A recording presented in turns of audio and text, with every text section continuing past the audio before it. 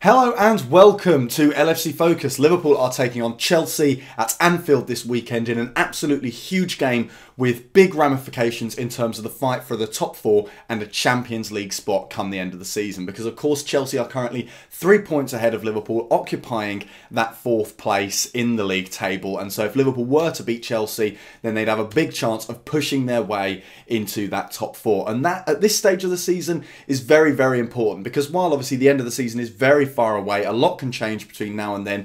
It's starting to get closer to the Christmas period, and that's when the table really starts to take shape. You know, you really get a good idea of who's challenging for the title, who's scrapping out for the top four, and who's probably going to miss out as well. And I think if Liverpool haven't managed to force their way into the top four by Christmas, then you're starting to worry and you're starting to think that we're going to have a really good 2018 to actually get into a Champions League spot. So this is a good opportunity for Liverpool to do that. Also to lay down a marker as well, because our record against the Big Six so far this season has been pretty poor, let's be honest. I mean, we obviously had the win against Arsenal earlier on in the season, but that feels like a very long time ago now, and Arsenal were incredibly poor on that day, and in general, around that whole month of August, they had a horrible time at that point in the season. Since then, we've been battered by City, we drew in a boring game with Man United, and we were battered by Spurs at Wembley as well. So, considering how good Liverpool's Big Six record has been in the past, and how much we've relied on that to help us get big results, big wins, and help us force our way up the table and get a number over on our rivals,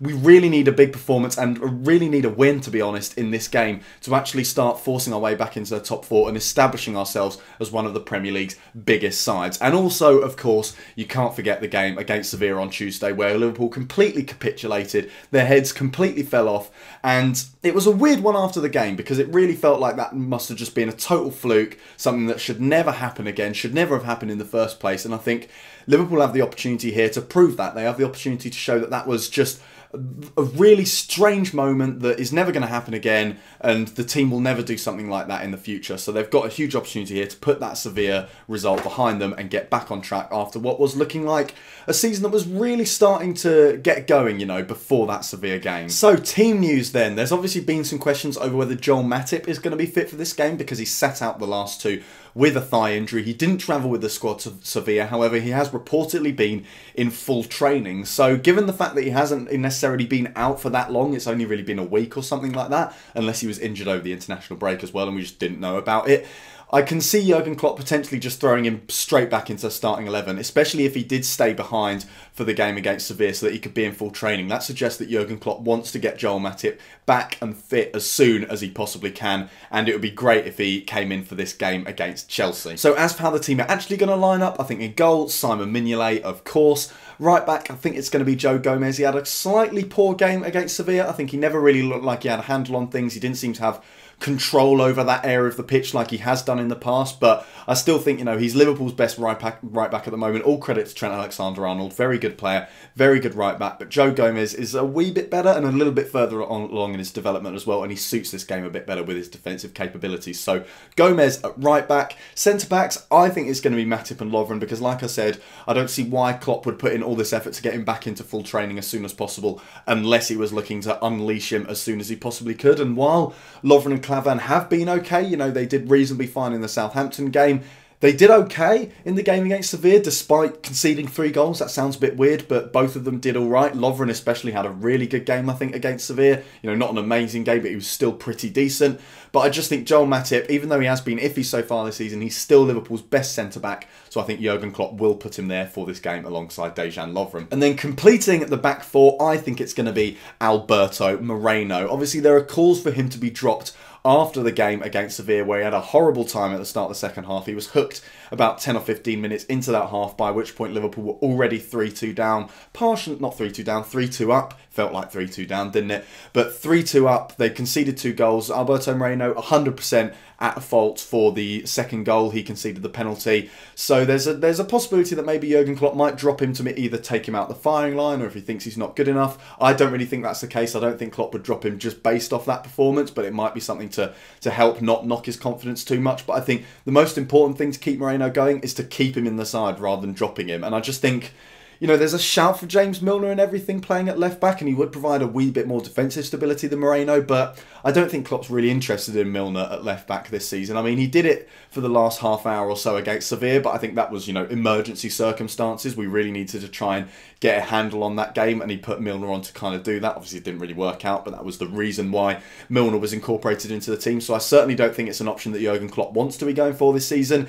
And I think, again, it just comes a wee bit too soon for Andy Robertson as well. You know, He's been doing all right. He's played a few games so far this season, but he hasn't been played in any of the big games against the big teams. And I think this would be a bit of a silly one to throw him into, given that he hasn't played any games for the club for a while now. So I think Klopp will stick with Moreno for this match. And then the midfield, I think it's going to be Henderson in the number 6, being recalled despite his poor performance against Sevilla. I just think, you know, he's still the best option Liverpool have really got there, and Klopp seems to be, you know, going off Emre Can a little bit, because while I think Emre Can is a good number 6, and personally I might actually prefer to see him in this game, with the whole Juventus stuff and the whole contract stuff, it seems that Klopp isn't hugely favouring Emre Can at the moment, and he's often seen on the bench rather than the starting lineup. So I think it's going to be Henderson in the number 6, and then I think Lallana and Coutinho are both going to start for this game, which is a risky move because obviously they are both creative midfielders. They're both primarily attacking rather than defensive. But I just think, as I said earlier, Liverpool need a win in this game. They need it for the top 4. They need it to recover from the Sevilla match, and they also need it to make a statement against one of the big 6 sides. And if you want to do that against a team that defend as well as Chelsea do, you need a lot of creators on the pitch. So I think it makes sense to have Lallana and Coutinho in there. And, you know, it's not to say that both of those midfielders are completely incapable of doing anything defensively. You know, Coutinho can do a little bit. He intercepts the odd pass and stuff like that, and maybe does the odd tackle. And Lallana can still, he does a lot of running. You know, he's a bit of a gegenpressing machine, so he'd still help with things like interceptions and everything like that, and he will still help out defensively, especially if Liverpool end up under the cosh at any point. So I can still see Lallana starting in this game alongside Phil Coutinho. It is a risky move. You know, it's putting a lot of pressure on Jordan Henderson to kind of do pretty much all the defensive work for a lot of the game. But Jurgen Klopp, he does like a gamble. He does like to throw a surprise here or there. And I think playing 2 attacking midfielders in a Big 6 game, I mean, it's at home as well. So, you know, we're expected to be attacking. Chelsea are expected to do a lot of defending. So I think that's the kind of thing that Jurgen Klopp might do. And then the front 3, Salah, Firmino, Mane. Nothing to really say about anything there. You know, there's people have said that Firmino looks a bit tired. He has obviously played quite a few games, and we've got a busy schedule coming up, so you might want to rest him. But personally, I think you want Firmino in this game because he does a little bit more work. He tries to get involved with the ball a little bit more, and maybe Daniel Sturridge would work in, say, the midweek game against Stoke after this, where he's expected to just do more finishing and finish off all the chances that are presented to him. So I think Firmino to start with Salah and Mane either side. So Chelsea then, obviously we know a lot about them. They're a big Premier League side. We know that they're very, very good at footy, as exhibited last season. Not so much this season. You know, they've seemed to have dipped off slightly. They're a little bit more inconsistent than they were last season. I think that's the big problem, because last year, you know, Chelsea, they just won game after game after game. They're a footballing machine, and that's what wins you the title at the end of the day. It's not just being a good side, it's being a consistent side as well, and that's kind of been missing from their game so far this season. So there is a little bit of a question over which Chelsea side will show up, and they've had slightly mixed results against the Big 6 so far. Obviously, they had a good win against Spurs, where they played a very defensive game and managed to sort of nick a couple of goals on the break. And I certainly think, you know, that's how they might look to set up for this game against Liverpool. You know, sit back, soak up the pressure, let Liverpool do their attacking, and then maybe get their goals on the break when our defence is a little bit more exposed. So that's certainly something that we're going to have to watch out for, and something that I think Jordan Henderson in particular is going to have to be very disciplined over. You know, he's going to have to try and cut those passing lanes, stay back while the team are attacking, and support the defence in those situations. So Liverpool will have to be careful for that kind of thing in this game. Other Big 6 games Chelsea have played, obviously they beat Man United at home. They did a lot of the attacking in that game, but they have had some poorer results as well. You know, they drew 0-0 with Arsenal. They didn't really put a great performance in that game, and they did lose to Man City at home, which, let's be honest, there's no real shame in that anyway. But still, they've been a little bit iffy so far this season. They do occasionally let their performance levels drop off, so, you know, we can always cross our fingers for something like that at the weekend. But I think the kind of setup that I think Conte will go for is very similar to the one he went with against Spurs, where they look to counter-attack, they look to soak up pressure, and that is something that Liverpool are going to have to prepare for. And it's one of the reasons why I think they will go for that Lallana and Coutinho partnership in midfield, because if Chelsea are going to sit back, while we do need to protect our back four as well, we need to have a lot of people on the pitch who can do an awful lot of creative work. So this is going to be a very, very tough game for Liverpool, certainly coming off the back of the game against Sevilla. Really, you'd prefer to have maybe a mid-table or a relegation threatened team to just get a good result under your belt, get back to winning ways, and sort of put our season back on track. The last team you want to be playing is someone as good as Chelsea. But I still think that Liverpool can get the win, so here are my 3 reasons why I think they will. First of all, Liverpool have got a lot of big game players and a lot of match winners, and they've got a lot more, really, than they did have last season. Because obviously when we played Chelsea last time at Anfield last season, we ended up being 1-0 down, and we struggled a lot to just try and find that equaliser, despite the fact that we were really pushing men forward in that game. And I think that was a lot of that was down to the fact that we didn't have, you know, talismanic players. We didn't have too many goal scorers in the side. We were just sort of relying on getting as many men forward and hoping for the best. At that point, we didn't have Mane because he was at AFCON. We didn't have Salah because he wasn't at the club yet. And Coutinho had only just come back from injury. And those are the 3 players that Liverpool really rely upon to win a game. And also, if you have those 3 on the pitch, it frees up a lot of space for players like Firmino and Lallana as well to actually get on the ball a bit more and try and show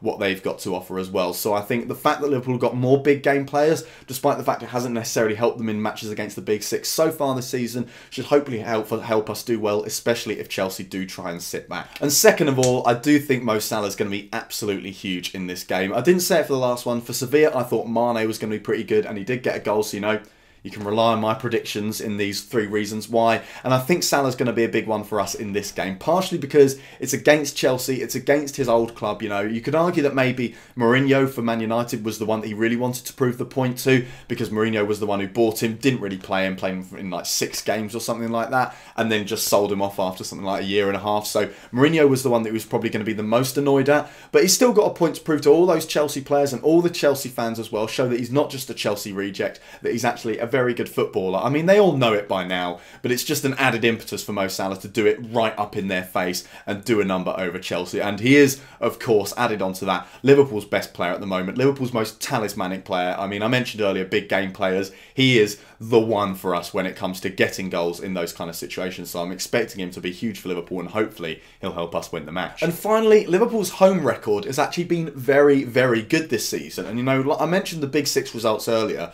but the only ones that are really that terrible were the ones that came away from home against Man City and Spurs. Obviously, we beat Arsenal at home. We drew 0-0 with Man United, which, you know, it wasn't a great game. It was a bit disappointing, but it's still a decent result. At the end of the day, when you look back across the season as a whole, you'd probably maybe take a point against Man United in that kind of situation. And the fact that we've only conceded 1 goal at home so far this season, we're unbeaten at home as well, really gives me confidence that, you know, with the Anfield crowd behind them, this team can really produce a good performance. And you never know, maybe if we'd been in that situation against Sevilla at Anfield, it would have been a completely different story, because the players' heads just went. But hopefully, with the Kop and the rest of the stands behind them, they'll keep their heads on, they'll keep their mentality right, and they'll keep control over the game. So hopefully, you know, it always seems cheesy to be like the power of Anfield, but the fact of the matter is Liverpool have been so much better at home so far this season than they have been away from home. They've certainly been more consistent. So hopefully we'll produce another big performance and get a win against Chelsea at Anfield on Saturday. So that's all for today's video. Thank you guys very, very much for watching. I'll be back tomorrow with the FIFA 18 predictor, so do stay tuned for that. If you haven't subscribed already, hit that button there. Check out some of the other videos that have been out on the channel so far already, and don't forget to follow at LFC Focus TV on Twitter. Bye for now.